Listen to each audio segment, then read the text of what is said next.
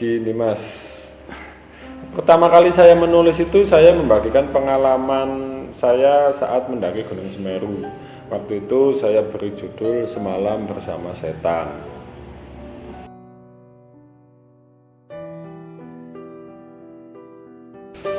Lakon story ya. Gini Mas, dulu asal muasal saya kasih nama lakon story itu, lakon itu kan dalam bahasa Jawa, sedangkan story kan bahasa Inggris. Lakon bahasa Indonesianya itu tokoh utama, sedangkan story bahasa Indonesianya cerita. Jadi lakon story adalah cerita dari tokoh-tokoh utama. Sedangkan di sini kami sebagai pihak lakon story hanya menjadi mediator untuk menyampaikan semua cerita-cerita yang tokoh utama bagikan kepada kami. Kayak gitu, Mas.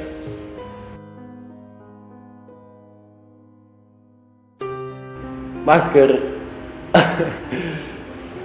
Saya itu sebenarnya tujuan saya memakai masker ini adalah saya tidak ingin menunjukkan eksistensi saya. Di sini maksud saya, setiap pembaca, setiap yang menonton video saya itu, saya ingin mereka hanya mendengarkan isi cerita dan mengambil semua hikmahnya tanpa harus memperdulikan saya. Kayak gitu, Mas.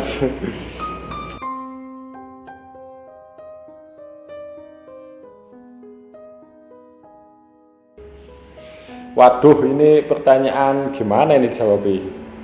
Gini, Mas. Soalnya saya itu setiap nulis cerita itu, saya itu nulisnya malam hari. Biasanya jam 10 malam sampai jam 3 pagi. Kadang juga jam 2, tergantung ceritanya panjang apa pendek. Saya mau nulis siang itu gak bisa, saya kan juga harus kerja, kayak gitu. Dan kalau ditanya apa pernah mengalami interaksi, itu jawabannya sering sekali. Karena dari semua cerita yang lakon story bagikan, itu saya 90-95% itu diganggu. Tapi saya anggapnya itu enggak diganggu lah. Mereka ikut membantu gitu aja. Dan ini kalau saya mau nyeritain semuanya kan enggak mungkin, panjang sekali durasinya, udah berapa judul itu yang saya bagikan. Saya ceritakan yang paling wah aja ya, yang paling berkesan aja. Yang paling saya ingat itu pertama itu Pengantin Jurang Setan. Nah, itu kan ceritanya ada anak ada anak mau nikah itu ya, habis itu meninggal. Itu ketika saya menulis itu saya masih ingat banget sampai sekarang. Ketika saya nulis, saya itu kan sebenarnya nggak tahu kejadiannya dengan detail. Waktu itu tiba-tiba entah dari mana saya menulis adegan yang tidak diceritakan oleh narasumber kepada saya. Dan keesokan harinya ketika saya mau mempublikasikan kan seperti biasanya saya selalu meminta izin kepada narasumber lagi. Mas, ini ceritanya sudah lengkap. Gimana, apa ada yang kurang, apa ada yang lebih, kayak gitu. Kemudian narasumber saya itu bilangnya, loh Mas, adegan ini tuh Masnya tahu dari mana? Soalnya kan saya nggak cerita pada Masnya kok tahu? Loh, saya juga nggak tahu, kayak gitu. Dan itu sampai pagi itu saya seolah ditemani tepat di samping kanan saya, di samping kanan belakang. Waktu itu saya mencium bunga melati banget, baunya harum banget, harum khas pengantin kayak gitu loh. Tapi ya itu tadi saya tidak menganggap itu sebagai gangguan, tapi sebagai bantuan aja. Jadi biasanya kalau udah mulai bingung menulisnya bisa diarahkan kayak gitu. Dan yang kedua, tanah kuburan. Kalau tanah kuburan ini banyak banget teman-teman. Waktu itu saya sempat ngelihat juga kok, dan waktu itu saya berhenti menulis dan saya lanjutkan keesokan harinya pun sebelum saya menulis, saya waktu mandi kalau nggak salah itu, waktu mandi juga diganggu, akhirnya saya menulis keesokan harinya lagi. Kayak gitu, intinya lamalah nulis itu 4 harian. Dan apalagi ya, weton itu juga serem sekali karena waktu itu saya mendengar suara nenek atau kakek-kakek gitu, intinya orang tua lah ya, orang tua yang seolah mengingatkan saya kalau cerita yang bakal saya tulis itu mengandung ilmu Jawa yang harus benar-benar didengarkan oleh pembaca kayak gitu. Soalnya kan kalau seingat saya ini Weton itu kan menceritakan seorang pemuda atau pemudi yang naik gunung dalam harinya ya gitu. Kemudian ini yang paling wah juga KKN Desa Penari. KKN apa itu Mas? KKN di rumah tusuk sate ya, KKN di rumah tusuk sate.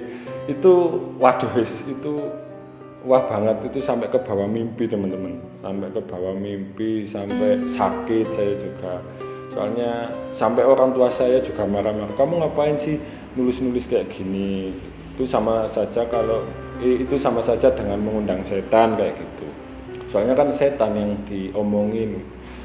Kamu ini suka gosip aja, kenapa nggak gosipin manusia daripada gosipin setan kayak gitu kan tuh aku bilang lagi. Kemudian Bu Santu Alas Gumetir. Kalau ini menurut saya adalah cerita yang syarat dengan hikmah ya. Waktu itu saya seolah ditemani oleh sosok yang saya tulis, saya samarkan siapa itu Mbak? Mas Agung, saya waktu itu seolah diarahkan. Kalau saya mau lupa habis ini mau gimana nulisnya gitu, saya itu seolah diarahkan. Dan waktu itu saya sakit, besoknya langsung sembuh teman-teman, serius. Kan gini, ketika menulis pengalaman, menulis cerita nyata, itu kan nggak boleh ditambahi atau nggak boleh dikurangi. Jadi sangat-sangat perlu kehati-hatian. Nah, karena itu ketika saya sudah bingung ini tadi gimana ya, atau saya lupa, itu saya biasanya langsung menghubungi narasumber via telepon kayak gitu. Waktu itu sosok Mas Agung kalau nggak salah itu saya rasakan hadir di rumah saya teman-teman. Jadi saya itu kayak ikut merasakan kesedihannya, gimana perasaannya, dan bagaimanakah perjuangannya untuk demi membayar SPP anaknya kayak gitu. Dan next, ini aku juga lupa ini judulnya yang apa, yang jelas saya juga pernah diganggu waktu nulis keesokan harinya tulisan saya hilang. Saya itu kan nulisnya di laptop ya, kadang di HP. Kalau saya capek sambil tiduran gitu nulisnya, tapi kayak saya kan nyamannya lebih enak di laptop, kan lebih jelas gitu. Saya itu nulis teman-teman, malam nulis, keesokan harinya hilang tulisannya. Itu serius ini. Yang kedua video editing ya Mas ya, editing itu hilang. Editing itu saya selesai ngedit jam berapa Mas? Jam 4, setengah lima saya selesai ngedit, jam setengah 6 filenya hilang. Itu enggak kena virus, enggak korup juga enggak, tiba-tiba hilang. Ya gitu Mas, banyak sekali. Jadi gini aja, saya rangkum aja ya, macam-macam gangguan saya.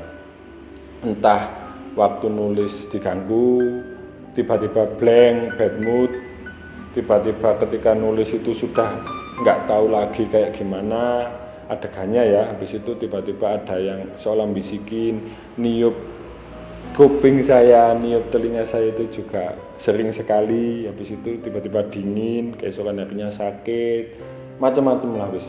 Yang terakhir ini cerita Keranda Mayat. Itu saya juga mendengar besi dibentuk-bentukkan. Kan sebelah rumah saya waktu itu ada rumah kosong memang kayak gitu. Jadi saya juga mendengar seolah itu suara Keranda Mayat gitu. Oh, satu lagi nih, drum band hantu. Itu salah satu yang paling berkesan. Waktu itu kan saya ke Sleman ya, ke tempat narasumbernya, dan saya itu gak berhasil menemukan narasumbernya loh. Waktu itu alamatnya di kuburan Google Map-nya. Namun karena informasinya saya rasa sudah cukup, akhirnya saya tetap membawa cerita tersebut ya. Sampai sekarang saya nggak tahu itu siapa, orang atau apa ya yang ngirim cerita itu, saya juga gak tahu kayak gitu.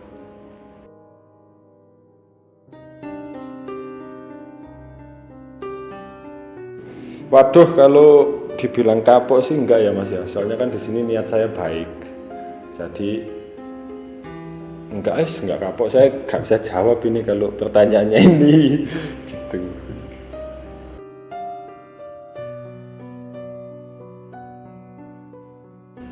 Harapan saya sih Lakon Story kedepannya bisa lebih berkembang lagi agar kita bisa sama-sama belajar dari pengalaman yang dibagikan orang lain melewati Lakon Story.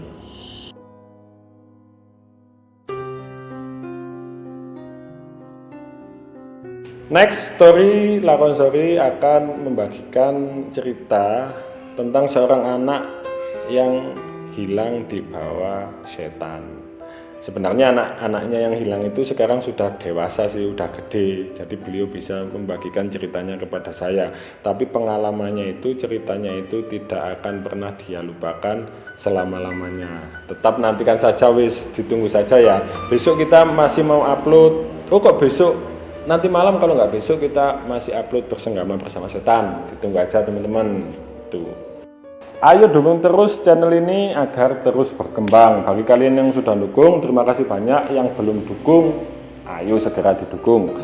Sekarang Lakon Story selain ada di fanpage Facebook, Twitter, YouTube, juga sudah ada IG-nya. Di IG kalian bisa menambah wawasan tentang hal-hal unik, mistis yang ada di dunia ini.